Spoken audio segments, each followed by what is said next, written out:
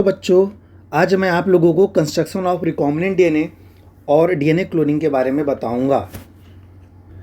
देखो बच्चों, NCERT level में अगर मुझे इसको पढ़ना है तो मैं सीधा बोलूँगा, आपको बहुत सिंपल तरीके से आप इसको पढ़ सकते हैं, ठीक है। लेकिन आपको कुछ इसकी कॉम्प्लेक्सिटी के बारे में मालूम होना चाहिए, इसमें कुछ जो जटिलताएं हैं वो मालूम होनी चाहिए, जो कॉम्पिटिटिव एग्जाम लेवल में काम आती है। तो पहले ना हम, चूँकि बोर्ड में भी एग्ज़ाम में आते हैं, नॉर्मल होम एग्ज़ाम में भी क्वेश्चन में आते हैं, तो मैं क्या करूँगा ना, पहले इसको एक सामान्य तौर पे बता देता हूँ कि सामान्य इसको कैसे बनाना है, अगर ये आपको बोर्ड लेवल में लिखने की तैयारी कर रहे हैं तो, ठीक है। और यदि कॉम्पिटिटिव लेवल में पढ़ना है तो उसको भी हम देखेंगे, साथ ही साथ देखेंगे। पहले ना मैं आप लोग को बोर्ड लेवल या स्कूल लेवल पे बता रहा हूँ कि आपको क्या बताना है इसमें, ठीक है। देखो रिकॉम्बिनेंट डीएनए टेक्नोलॉजी पढ़ने से पहले आप लोग को याद होगा, आपने टूल्स पढ़ा था जिसमें मैंने आपको रेस्ट्रिक्शन एंजाइम पढ़ाया हुआ है, वीडियो पर डाला हुआ है, आप यूट्यूब में आप देख लीजिएगा, है ना। रेस्ट्रिक्शन एंडोन्यूक्लियस एंजाइम बताया है मैंने, वेक्टर बताया, और कॉम्पिटेंट होस्ट के बारे में मे भी नहीं बताया होगा यूट्यूब में, बट जो बच्चे में रेगुलर स्टूडेंट हैं उन लोगों को मैंने बताया हुआ है ये, ठीक है। तो ये चीज़ें थी। अब अपने को क्या करना है, अब अपने को एक सामान्य मान लेते हैं कि रिकॉम्बिनेंट डीएनए बनाना है, ठीक है। तो ये मेरा वेक्टर है ना, जो वेक्टर यूज़ किए वो वेक्टर, ठीक है, प्लाज्मिड वेक्टर लिया, और यहाँ पे मैं एक फॉरेन डीएनए निकाला हुआ हूँ, ठीक। डीएनए आइसोलेशन का भी प्रैक्टिकल पूरा आप लोग को वीडियो में दिख जाएंगे, पूरा बताया हुआ डीएनए आइसोलेशन कैसे करते हैं, ये सब टेस्ट ट्यूब में होगा, ठीक है। आपने क्या किया, रेस्ट्रिक्शन एंडोन्यूक्लियस एंजाइम यूज़ किया, यूज़ किया, और आपकी डिज़ायर जीन जो कि इस जगह में था, देखिए यहाँ पे, ये आपका डिज़ायर जीन था, है ना। इसको आपको कट करके निकालना है, ठीक है, और वेक्टर में फिट करना है ना। तो वेक्टर क्लोडिंग वेक्टर क्वालिटी मैंने बताया था, इसमें ओरिजिन होनी चाहिए रेप्लिकेशन के लिए, और रेस्ट्रिक्शन साइट होनी चाहिए, और एंटीबायोटिक एस्टेंजेंस या फिर कुछ ऐसा मार्कर होना चाहिए। ये पूरा वेक्टर पढ़ाया हुआ है ना, तो वो आप मार्कर जो है वो कहाँ दिखेंगे, वेक्टर वाले केस में देख लेंगे पूरा, ठीक है। अब मैं यहाँ पे सिंपली क्या करूँगा, काटूँगा इसको काट दिया, ठीक है। काटा तो मैं मान लेता हूँ इस एरिया को काट दिया, ये ठीक है, इस एरिया को काट दिया।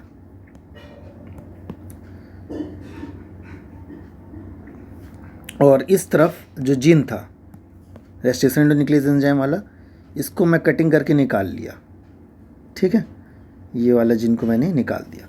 अब आपको क्या करना है, आपको सिंपली इनको जोड़ना है। तो आप एक ट्यूब लेंगे जिसमें लाइगेज एंजाइम, देखिए सब चीज़ तो ट्यूब में ही हो रहा होगा ना, टेस्ट ट्यूब में। तो आप क्या करेंगे, टेस्ट ट्यूब में दोनों को मिक्स करेंगे, और उसमें आप क्या लाइगेज एंजाइम मिला के आप अपने डिज़ायर जीन को क्या कर लिया, वहाँ पे बना लिया, ठीक है, इंसर्ट करा दिया। देखिए मैं यहाँ पे ये आपको डिज़ायर जीन को इंसर्ट करके दिखा दिया।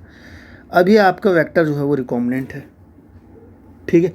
अब मैं क्या बोल सकता हूँ, ये आपका जो फॉरेन डीएनए है, ठीक है। कौन सा डीएनए, फॉरेन डीएनए ना बोल के हम और क्या बोल सकते हैं, आपके डिज़ायर जीन भी बोल सकते हैं ना। वो इंसर्ट हो चुका है यहाँ पे, किस में इंसर्ट हो चुका है, वेक्टर में। तो मैं बोल सकता हूँ क्या कि यहाँ पे आपने क्या कर दिया, फॉर्मेशन ऑफ रिकॉम्बिनेंट डीएनए करा दिया, ठीक है। अब अगला काम क्या होगा आपका, अगला काम होगा इसको होस्ट के अंदर डालना। होस्ट यानी कि कौन, कोई बैक्टीरिया हो सकता है, वो हो सकता है कि नहीं, वो कोई बैक्टीरिया हो सकता है, ठीक है। तो अब देखिए यहाँ पे ये बैक्टीरिया है, ठीक है, ये एक बैक्टीरिया है, ये होस्ट है मतलब, है ना। इस होस्ट में आपको ये जो वेक्टर था, वेक्टर या फिर हम बोल सकते हैं रिकॉम्बिनेंट डीएनए था ये, ठीक है, क्योंकि इसमें आपके डिज़ायर जीन है ना, उसको क्या कराना है, आपको इंसर्ट कराना है। इसके लिए मेथड होते हैं, इसे बोलते हैं कॉम्पिटेंट होस्ट के लिए आप दो प्रकार से मेथड है, डीएनए मीडिएटेड जीन ट्रांसफ़र, और दूसरा है direct gene transfer. DNA mediated का मतलब ये कि आपने वेक्टर के थ्रू अंदर प्रवेश कराना है, और दूसरा आप डायरेक्ट जीन को अंदर डाल सकते हो क्या, वो है ना। तो हम यहाँ किसके थ्रू डाल रहे हैं, वेक्टर मीडिएटेड डाल रहे हैं, ठीक है। इसको डिटेल में जो भी बताऊँगा ना उसमें और बता दूंगा, कॉम्पिटेंट और होस्ट भी आप लोग को एक बार बता दूंगा। अभी आपको जनरल वे जो बता रहा हूँ, जो आपको बोर्ड एग्जाम में लिखना है या बताना है, उसके रिजल्ट बता रहा हूँ। अब आपने क्या किया, इसको क्या करा दिया, इसमें इंसर्ट करा दिया, किसमें, इंसर्ट, ठीक है, इंसर्ट करा दिया, ठीक है। तो अब क्या होगा, अब इसके अंदर में यहाँ पर आपका जो वेक्टर था वो पहुँच चुका है, ठीक है, और साथ में आपका जो डिज़ायर जीन है वो भी है इसमें। तो इससे क्या होगा, इससे ये होगा कि जब ये बैक्टीरिया कॉपी करेगा, सोचो कि बैक्टीरिया का कॉपी हुआ, 1 से 2 हुआ, डिवाइड किया, ठीक है, यानी कि ये सेल सिंगल है ना अभी। अब इसका जितना कॉपी आप बनाएंगे, जितना कॉपी आप इसका बनाएंगे उतने बार ये जीन भी क्या होगा, क्लोन करेगा, ये जीन भी क्या होगा, ठीक है। आपने जो वेक्टर डाला था उसकी क्या खासियत थी, वेक्टर में ओरिजिन था ना, तो अपना कॉपी बना सकता था ना वो। तो देखिए वो एक बैक्टीरिया के अंदर ही एक आप मात्र वेक्टर डाले थे, इनकी कॉपी बन गया। उसके जब बैक्टीरिया को आप कल्चर कराओगे, खेती कराओगे उसका, तो जितना बैक्टीरिया बनेगा उतना और भी वो आपकी डिज़ायर जीन का क्या होगा, कॉपी होगा। तो आप देखिए कहीं ना कहीं पे आप अपने रिकॉम्बिनेंट डीएनए के थ्रू अपने जीन का भी क्या करा रहे हो, डिज़ायर जीन का कॉपी भी करा रहे हो, क्या करा रहे हो, साथ में कॉपी भी करा रहे हो। और मान लो ये जीन इंसुलिन का जीन था, तो सोचिए कि जिस कल्चर माध्यम में, मीडियम में आपने ये इस इंसुलिन का जीन को इंसर्ट करवाया था, जो नीला रंग से जो मैं दिखा रहा हूँ, ठीक है, सोचिए कि उस कल्चर माध्यम में इंसुलिन भी बनेगा, क्योंकि तो जीन है। जीन का आप पढ़े हो ना, एक्सप्रेशन जब होगा तो डीएनए से आरएनए बनेगा और आरएनए से प्रोटीन बनता है, that is expression of gene, ठीक है, पढ़े हो आप ये। तो आप समझ लीजिए कि अगर आप ऐसे ही बड़े पैमाने में आप इसका जब खेती कराएंगे, है ना, तो फिर आपको जो प्रोडक्शन है वो भी दिखा सकते हो इसमें, ठीक है। तो अब मैं इसी को ना पूरे डिटेल में बताऊंगा आप लोग को, ठीक है। जैसे इतना आप बता सकते हो एक नॉर्मल एग्ज़ाम लेवल पे आप अपने, है ना, कि ये रेस्ट्रिक्शन इंडो न्यूक्लियोटाइड एंजाइम डाले, फिर हम कटिंग कर दिए और लाइगेज डाल के चिपका भी दिए, ठीक है। उसके बाद आपने क्या करवाया, इंसर्ट इनटू होस्ट, है कि नहीं, किसको, वेक्टर को।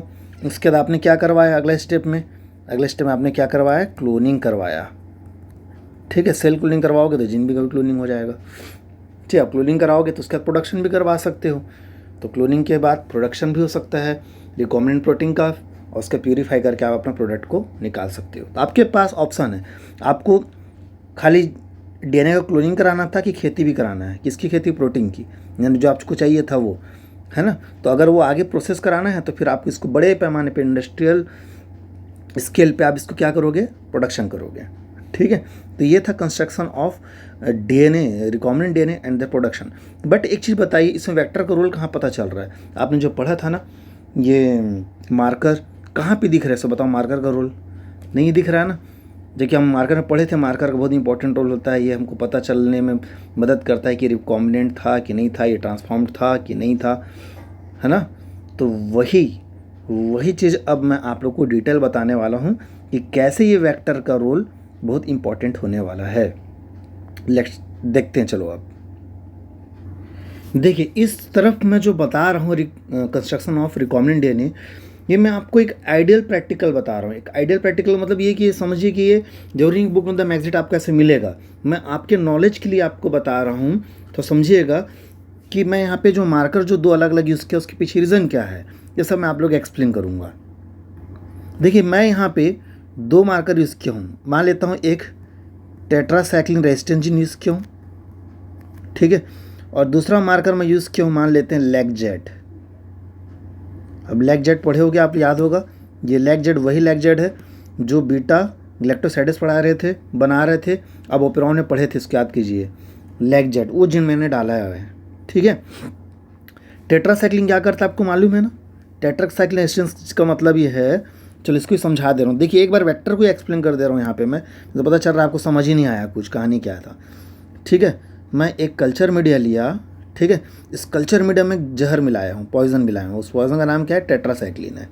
हेलो एंटीबायोटिक है, लेकिन उस बैक्टीरिया के लिए तो जहर है ना। क्या है इसमें, उसके खाने में क्या है, टेट्रासाइक्लिन डला हुआ है, क्या, टेट्रासाइक्लिन डला हुआ है, ठीक है। अब मान लो इसमें आप कोई बैक्टीरिया ग्रोथ कराना चाहते हो, ये बैक्टीरिया डाला मैं, ये बैक्टीरिया कल्चर, ठीक है। तो ये बैक्टीरिया जो होगा ये तभी जिंदा रहेगा जब इसमें ये वाला जीन होगा, ठीक है, क्योंकि नॉर्मल बैक्टीरिया वहाँ मर जाएगा। क्यों मर जाएगा, क्योंकि उसमें क्या था, टेट्रासाइक्लिन था।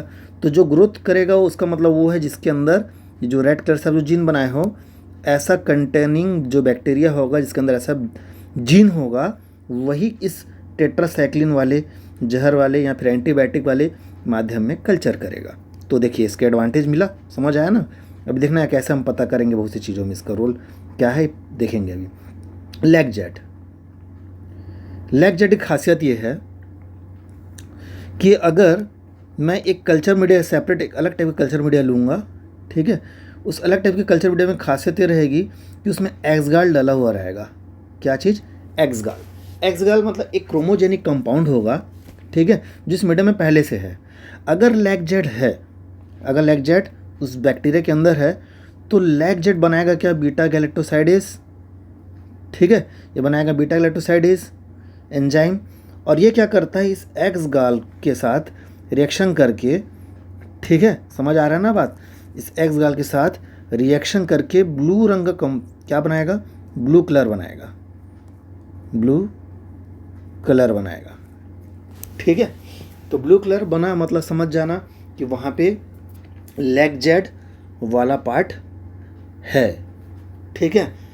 अब आप सोच रहे होगे कि मैं इसको कैसे यूटिलाइज़ करने वाला हूँ, है ना। तो यही तो मुझे बताना है कि कैसे यूटिलाइज़ करना है, दिखाना भी है आप लोग को कि कैसे आपको मालूम चलेगा कि हमारे पास एग्जेट हमारे रिकॉम्बिनेंट डीएनए है। यही पता करने के लिए ना हम मल्टीपल मार्कर यूज़ कर रहे हैं, एक टेट्रासाइक्लोस्टेन और दूसरा लैगजेट। मैंने पहले ही बताया, इससे पहले वाले स्लाइड में आप लोग को बताया कि सिंपल फॉर्म पे समझना है तो ये लिखो, बोर्ड के एग्जाम में लिखना तो ये लिखो, रेस्ट्रिक्शन इंडोन्यूक्लियस से डाइजेस्ट किए और डिज़ायर जीन को चिपका दिए, ये आपका डिज़ायर जीन था, ठीक है, डिज़ायर जीन था आपका, ठीक है। हो सकता है वो इंसुलिन हो, कुछ भी, आपको जो भी एग्जाम्पल लेना है लो, उसके दोनों को चिपका दिए, फिर सेल के अंदर घुसा दिए, उसके बाद फिर आपने क्लोनिंग करा दिया, फिर उसने प्रोडक्शन करवा दिया।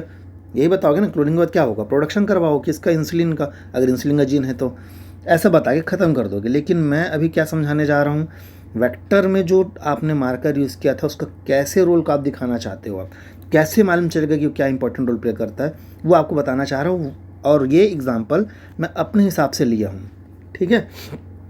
चलो अब देखते हैं। देखिए ये आपका वेक्टर था,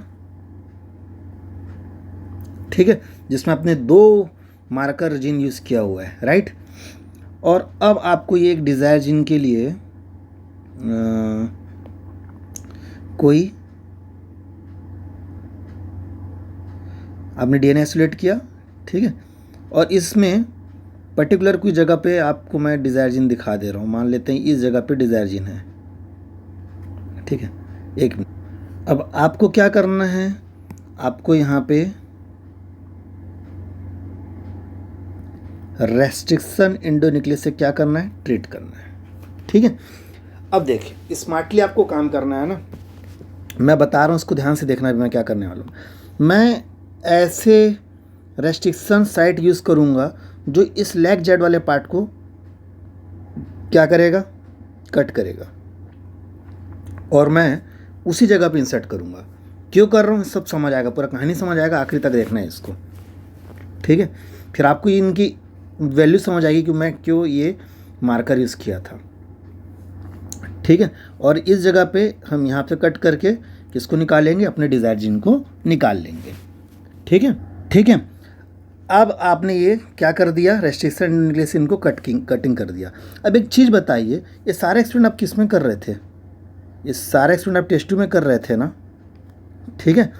अब ये जो वेक्टर था, छोटा छोटा वेक्टर बना दे रहा हूँ ना, ये वेक्टर जो था, लो उसे दिखा दे रहा हूँ समझाने के लिए, इसको मिटा दूंगा, रफ कर दूंगा, आप लोग इसको बनाने की ज़रूरत नहीं, खाली देखिए यहाँ पे, ठीक है। इसमें मैंने ये कर दिया, चलो ये क्या कर दिया? कटिंग कर दिया वहाँ पे, है ना, इसको कटिंग कर दिया वेक्टर को। और इस तरफ मैं, अच्छे तो कटिंग जब कर दूंगा तो क्या वो डीएनए में अलग किया था क्या? उसके जो पार्ट्स थे उनको, वो तो वहीं थे ना, तो वहीं थे ना, तो ये उनके पार्ट्स को वहीं रख दो आप, ठीक है। अब आपने क्या किया? आपने क्या किया?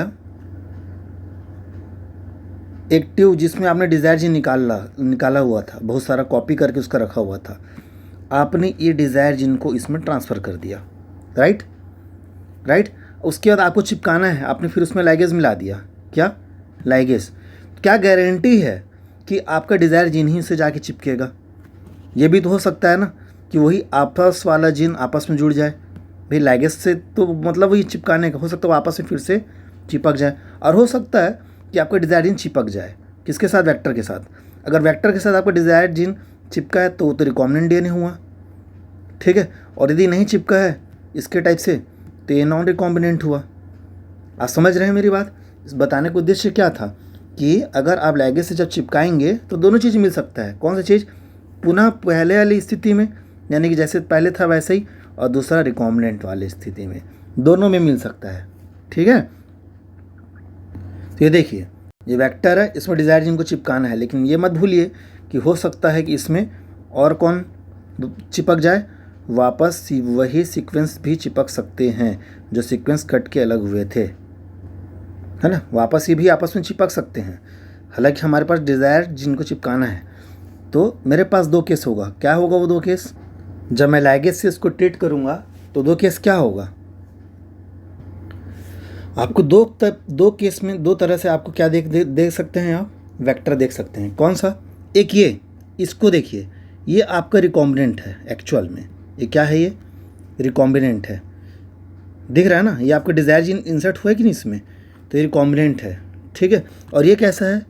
ये नॉन रिकॉम्बिनेंट है, यानी कि अगर आप लाइगेज से भी रिएक्शन करा देंगे तो हो सकता है कि आपको नॉन रिकॉम्बिनेंट भी कुछ मिले, ठीक है। अच्छा, जो रिकॉम्बिनेंट की खासियत देखो ना, आपका लेग जेट आधा कटा हुआ है, यानी कि वो इंसर्ट किए जब आपने डिज़ायर जीन उसी समय इनएक्टिवेट हो गया वो, मतलब वो काम का नहीं है, बस है कुछ मात्रा में, क्योंकि उसका बड़ा सा भाग कट के निकल गया। देखो इतना बड़ा था लेग जेट, अब छोटा सा बच गया, है ना। तो उतना काम का है क्या? नहीं है, ठीक है। एनसीईआरटी की बुक में ना एक छोटा सा टॉपिक मिलता है, इंसर्शन इन एक्टिवेशन। आप सर जरूर मारिएगा।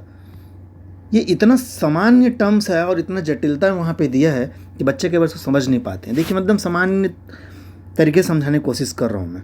यार ये जो येलो रंग का जो जेड था वो क्या था? लेग जेड जीन था, जीन।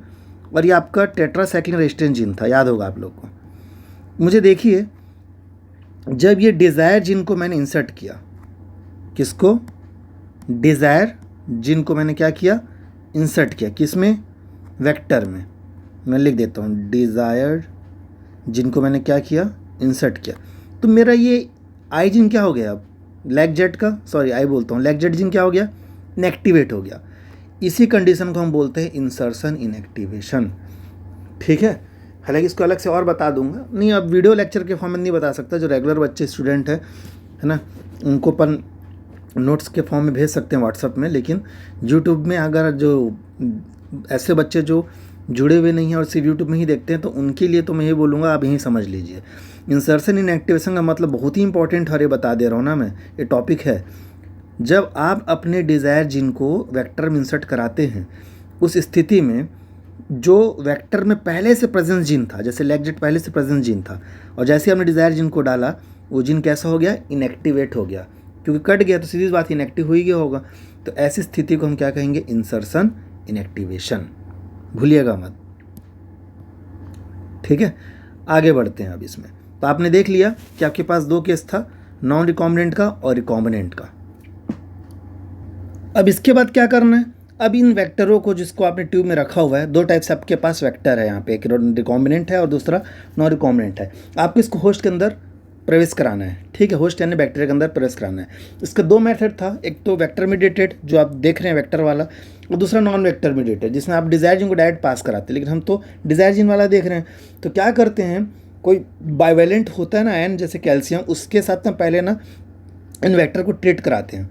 उसके बाद उस बैक्टीरिया के कल्चर में, जहाँ पे बैक्टीरिया कल्चर रखे होंगे ना, बैक्टीरिया का कल्चर होगा, पैलेस कल्चर होगा, राइट, उसको आप हीट 42 डिग्री सेल्सियस टेम्परेचर देके फिर आइस कोल्ड करके आप उसको क्या करते हो? हीट सॉक करते हो। फिर 42 डिग्री क्या करते हो? टेम्परेचर देते हो। फिर आइस कोल्ड करके क्या करते हो? ठंडा करते हो। तो ऐसा कर करके ना, ऐसा सिचुएशन में आप इस वेक्टर को जब इसमें डाल दोगे, किसको? वेक्टर को, ठीक है। समझना ना, ये वेक्टर इतना बड़ा है, मैं इसको दाने दाने बस दिखा रहा हूँ अभी, है ना। ये वेक्टर को जब डाल दोगे तो ये जो वेक्टर है, इसमें जो प्रेजेंस बैक्टीरिया होगा, राइट, उस बैक्टीरिया के अंदर क्या होगा? घुस जाएगा, ठीक है। कोई ज़रूरी नहीं कि हर कोई घुसे, लेकिन कोई ना कोई घुस जाएगा, ठीक है। तो ये कॉन्सेप्ट था। तो एक चीज़ बताइए, जब ये जो वेक्टर आप डिज़ाइन किया, अगर ये वेक्टर के अंदर घुस जाएगा तो ये तो नेकेड डीएनए था ना, आपने टेस्ट ट्यूब में करा रहा है ना ये सब चीज़, टेस्ट ट्यूब के अंदर करा रहे हो ये चीज़, तो भाई इसको तो हम ट्रांसफॉर्मेशन कहेंगे। नेकेड डीएनए जब किसी वेक्टर के अंदर घुसता है तो हम क्या कहते हैं, उसको ट्रांसफॉर्मेशन कहते हैं। ठीक है, तो मैं इसको बोल सकता हूँ कि ये ट्रांसफॉर्म्ड सेल है, ये ट्रांसफॉर्म्ड सेल है, बिल्कुल है ये। ठीक है, ये ट्रांसफॉर्म सेल है, आपको नेकेड डीएनए घुसा है ना इसमें, तो इसको हम बोलेंगे ट्रांसफॉर्म्ड सेल, ये भी है। और लास्ट वाला ये नॉन ट्रांसफॉर्म्ड सेल है। ठीक है, ये नॉन ट्रांसफॉर्म्ड सेल है।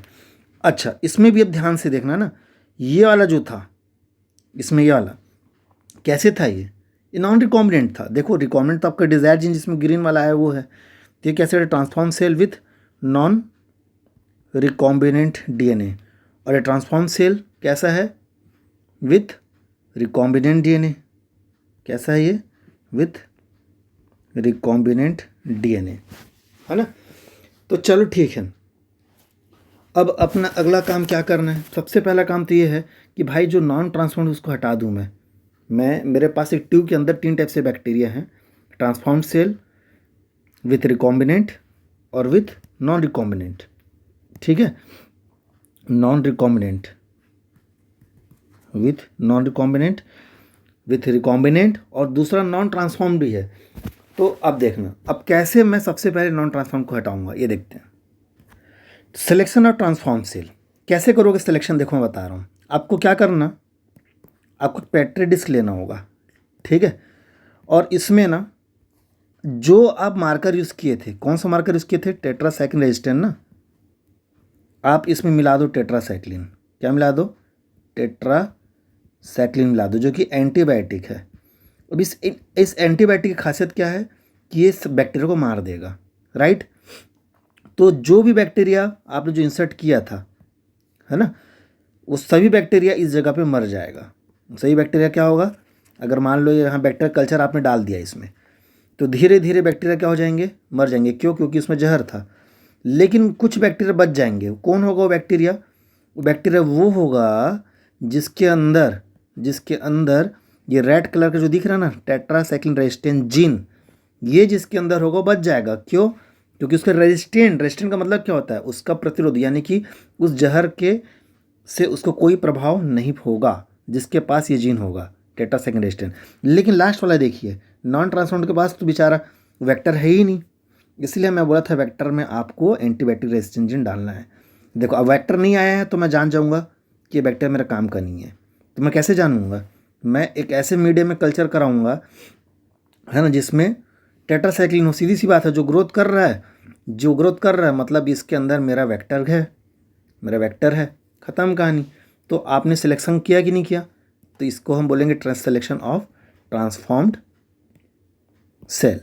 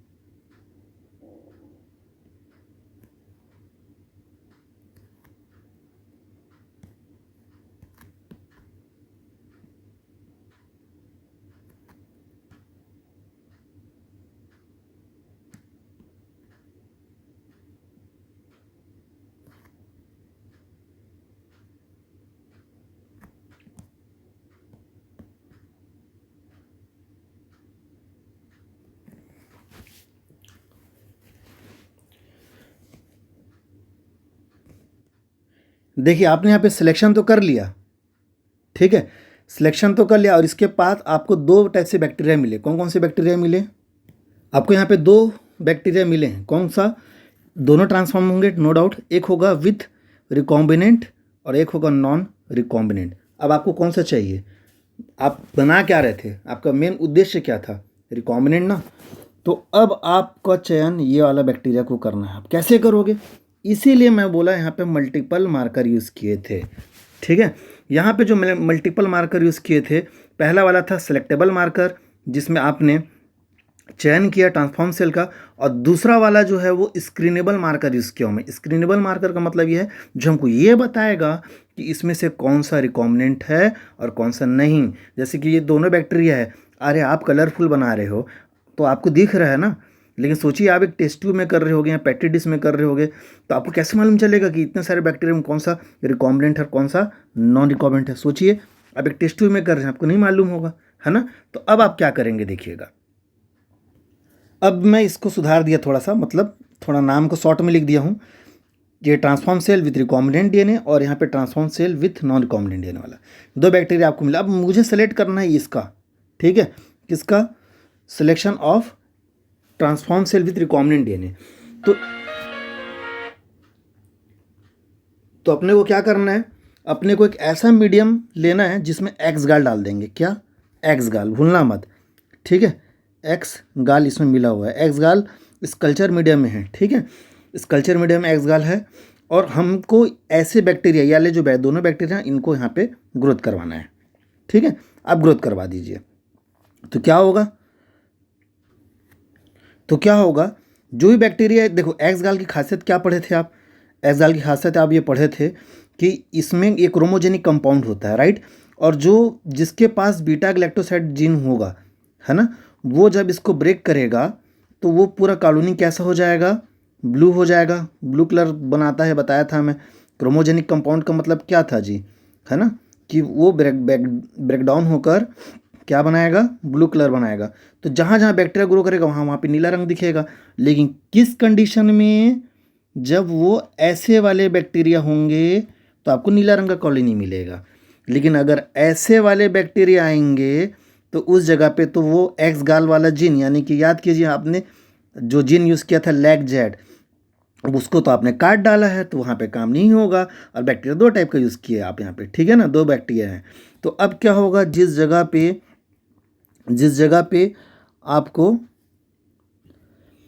कुछ जगह पे आपको वाइट कॉलोनी भी मिलेंगे, जैसे ब्लू कॉलोनी तो होंगे ही, साथ में आपको कैसे कॉलोनी भी दिखाई देंगे?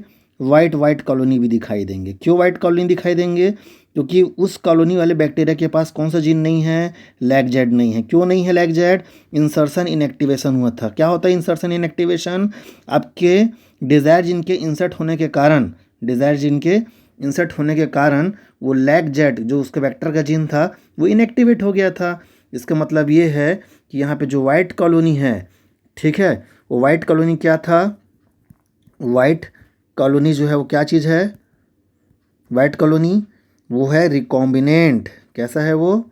रिकॉम्बिनेंट, ठीक है। और जो ब्लू कलर का जो कॉलोनी है, कौन सा? ब्लू कलर का जो कॉलोनी है ये कैसा है? ये ब्लू कलर कॉलोनी, दो कॉलोनी मिलेंगे, ये कौन सा होगा? ये हो गया नॉन रिकॉम्बिनेंट। कैसा होगा ये? Non recombinant. और आपको क्या चाहिए था जी? वाइट मतलब आपको रिकॉम्बिनेंट कॉलोनी चाहिए था ना। तो अब क्या करेंगे? इसमें से कुछ वाइट कॉलोनी को उठाकर प्योर कल्चर में कर दीजिए, है ना। एक नॉर्मल प्योर कल्चर रख लीजिए और इसमें इस जगह से वाइट कॉलोनी को उठा के ट्रांसफ़र कर दीजिए। तो क्या होगा? जितना भी बैक्टीरिया बनेगा यहाँ पे, जितना भी ग्रोथ करेंगे, सब के सब रिकॉम्बिनेंट वाले होंगे, ठीक। ये आपका मास्टर कॉपी बन गया। देखो इसमें जितने भी बैक्टीरिया हैं इसमें आपके डिज़ायर जीन वाले बैक्टीरिया वाले, तो इसके अंदर ये वाला आपको जो रिकॉम्बिनेंट देने वाला जो चाहिए था ना, क्या है वाला बैक्टीरिया का आपने कल्चर कराया, ठीक है। ये रिकॉम्बिनेंट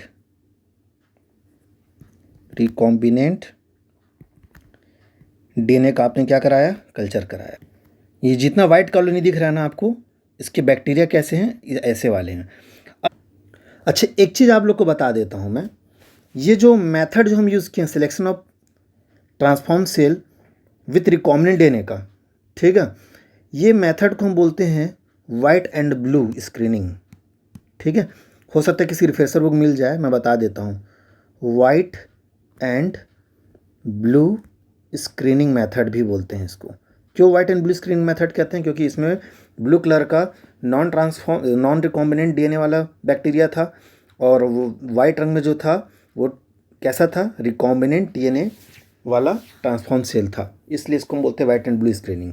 कोई आपसे पूछेगा वाइट एंड ब्लू स्क्रीनिंग क्या करते हैं बताना। आप एक एक्सगाल कल्चर मीडिया लेते हैं और उसमें हम लैक जेड वाला, यहाँ पे कौन सा जीन था? ये लैक जेड जीन वाला वेक्टर को, जिसके अंदर कंटेनिंग वो वेक्टर होगा, उसको हम कल्चर कराते हैं। अगर लैक जेड प्रेजेंस होगा तो उसके प्रेजेंस में ये नॉर्मल मीडिया जो है वो नीला रंग का हो जाएगा। वहाँ जितना वेक्टर ग्रोथ करेगा सब नीले रंग का यहाँ पे दिखाई देगा, क्योंकि कलर प्रोड्यूस करेगा एक्सगाल को ब्रेक करके, ठीक है।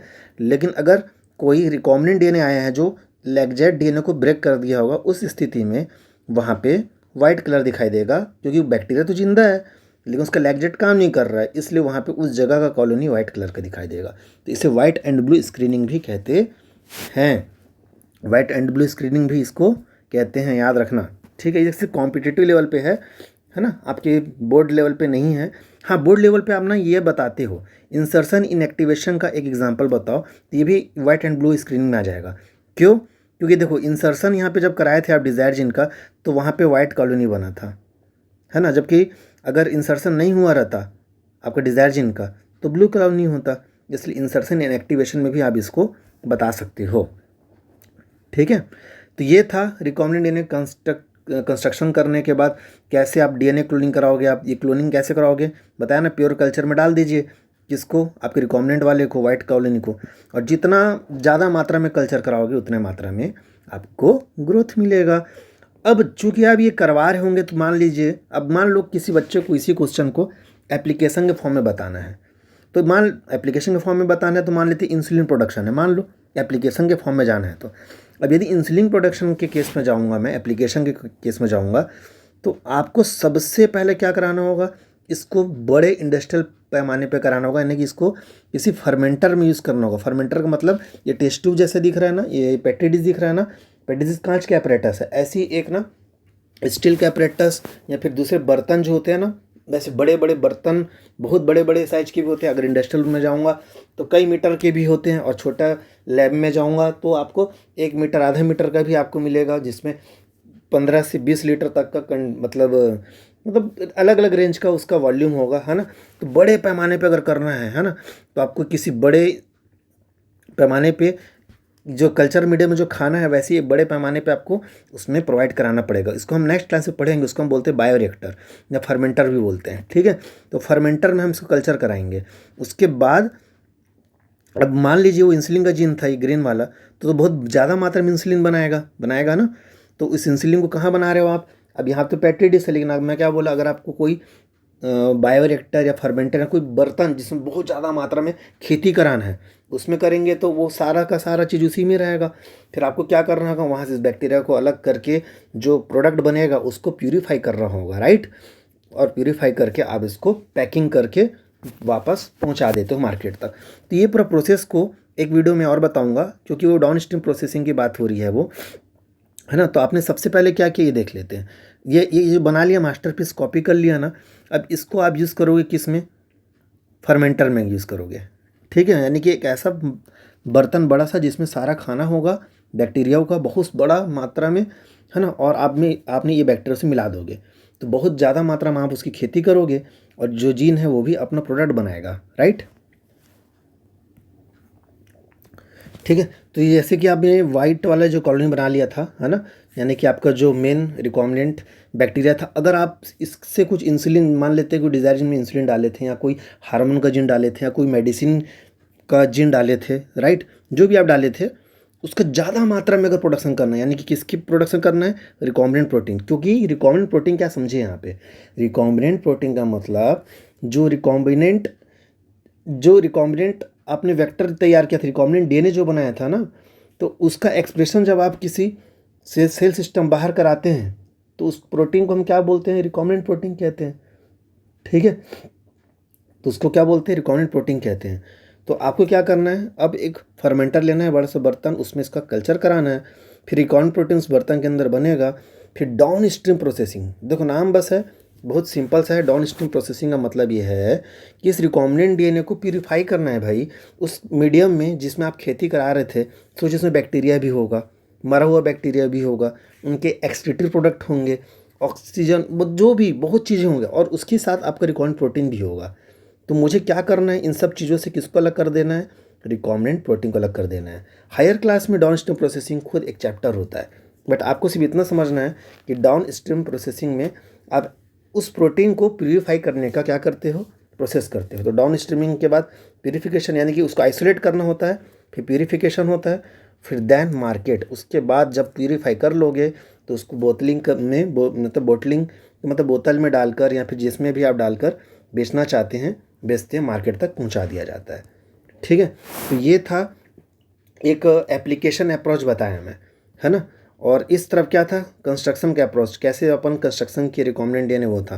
मुझे पता कैसे चला कंस्ट्रक्शन हुआ है कि नहीं हुआ है, ये मैं बताना चाह रहा था। फिर से बोल रहा हूँ, अगर आप बोर्ड लेवल की तैयारी कर रहे हैं सिर्फ, तो आपको बस इतना याद रखना है कि ये जो वेक्टर है इसमें आपने डिज़ायर जीन को इंसर्ट कराया, पहले आरए से कट किया, कट करने के बाद चिपका दिया लैगेज से, उसके बाद आपने होस्ट के अंदर इसको घुसा दिया, उसके बाद उसका क्लोन कर दिया। और मान लो इंसुलिन के लिए भी दिखाना चाहते हो, कोई प्रोडक्शन एप्लीकेशन दिखाना चाहते हो, तो बस इसमें ऐड करके लिख देना now use in industrial scale, और उसके बाद आप लिख देना इन लार्ज स्केल प्रोडक्शन में आप बता दोगे कि बायोटेक्नोलॉजी होता ही वही है ना, जो लार्ज स्केल प्रोडक्शन के लिए होगा। लार्ज स्केल में प्रोडक्शन करोगे और इंसुलिन को दिखा देना, सिंपल सा है ना। तो और जब मैं कॉम्पिटिटिव लेवल पे जाऊंगा तो सीधी बात मुझे बताना पड़ेगा कि वेक्टर में हम वेक्टर पढ़े थे, है ना। तो वेक्टर में क्या क्या रोल था, मतलब वेक्टर में हम स्पेशली हम मार्कर पढ़े थे, तो क्यों मार्कर यूज़ किए थे, तो उस मार्कर को क्यों यूज़ किए थे, ये समझाने के उद्देश्य से मैंने आप लोगों को ये पूरा बताया है। अब आप देख लीजिएगा कि मार्कर को कैसे यूज़ किए हैं। ठीक है, कटिंग किए, कटिंग करके चिपका दिए, लेकिन भाई चिपक ये भी सकता था डिज़ायर जीन वाला भी, और हो सकता था वापस फिर से चिपक जाए वो लैगजेड वाला, है ना। तो हम ऐसा किए है ना कि पहले तो इसको सेल के अंदर घुसाना था, ट्रांसफॉर्म करना था। अब हो सकता है कुछ सेल के अंदर ना भी गया हो, जैसे ये वाला केस देखिए, ये वाले केस में सेल के अंदर नहीं गया था और इस केस में सेल के अंदर चला गया था। तो मैं क्या करूँगा, पहले सेलेक्ट करूँगा किसको, जो सेल के अंदर घुस गया है उसको, तो उसको सेलेक्ट किया मैं। ठीक है, ये देखिए 2 सेलेक्ट किए, लेकिन इसमें 2 टाइप से आए थे, एक रिकॉम्बिनेंट टाइप और दूसरा नॉन रिकॉम्बिनेंट टाइप। तो मुझे क्या करना था, मुझे रिकॉम्बिनेंट टाइप चाहिए था बस। तो रिकॉम्बिनेंट टाइप को मुझे पकड़ने के लिए मैं क्या किया, white and blue screening method use किया, और मैंने अपना रिकॉम्बिनेंट वाला बैक्टीरिया पता कर लिया कि हाँ ये वही बैक्टीरिया है जिसके अंदर मेरा डिज़ायर जीन इंसर्ट है। और जितना ब्लू वाला दिख रहा है वो सही है, बैक्टीरिया है, वो भी ट्रांसफॉर्म है, वो भी सही है, बट भैया ये मेरा डिज़ायर जीन रखा नहीं है, तो मुझे तो ये वाइट कॉलोनी चाहिए। फिर उसी के बाद उसका लार्ज स्केल में प्रोडक्शन करवाऊंगा, लार्ज में प्रोडक्शन करवाऊंगा तो लार्ज स्केल में मैं उसका प्रोडक्ट भी बनाऊंगा, प्रोडक्ट बनाऊंगा तो उसको मार्केट तक भी भेजूंगा। ये एप्लीकेशन पार्ट है, इस तरफ वाला जो एप्लीकेशन पार्ट है, इस तरफ तक बस आपका था प्रोडक्शन पार्ट। किसका प्रोडक्शन, रिकॉम्बिनेंट डीएनए वाला प्रोडक्शन किया आपने, यानी क्लोन बोल सकते हैं एक प्रकार से। ठीक है, तो देखिए आप कहाँ कहाँ पे ये सब चीज़ यूज़ कर सकते हो, पूरे डायग्राम को ये बता दे रहा हूँ। कोई आपसे पूछे कंस्ट्रक्शन ऑफ रिकॉम्बिनेंट तो भी आप इसको बता सकते हो, क्लोनिंग डीएनए क्लोनिंग में भी यही जाएगा, बता सकते हो बिल्कुल भी। और production of insulin based on recombinant DNA technology तो भी आप यही बताओगे, ये वाला स्टेप बताओगे फिर ये वाला। ठीक है, तो मेन उद्देश्य था इसको समझाना, और मुझे उम्मीद है आप लोग समझ गए होंगे। इसके अलावा आपको इंटरनेट में यूट्यूब में कई अलग अलग भी मेथड मिलेंगे, मैं ये नहीं कह रहा हूँ वो गलत है। मेरा मेथड मेन था समझाना कि वेक्टर में हम मल्टीपल मार्कर क्यों यूज़ किए थे। ठीक है, वो इसलिए यूज़ किए थे ताकि आप क्या पता कर सको कौन सा ट्रांसफॉर्म्ड है, कौन सा ट्रांसफॉर्म्ड नहीं है, कौन सा रिकॉम्बिनेंट है, कौन सा रिकॉम्बिनेंट नहीं है, ये पता करने के लिए हम यूज़ किए थे। Thank you.